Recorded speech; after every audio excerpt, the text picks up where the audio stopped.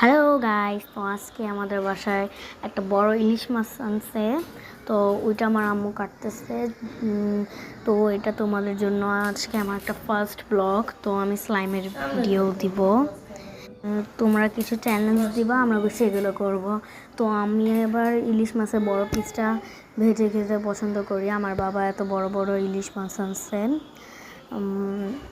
তো তো তোমরা কারা কারা ইলিশ মাছ খেতে ভালোবাসো, আর তোমরা আমাকে আলাদা আলাদা চ্যালেঞ্জ দিবা। এখানে আমার আম্মু কাটতেছে মাছটা। তো তোমাদের কার কার ইলিশ মাছ পছন্দ আমাকে বলো।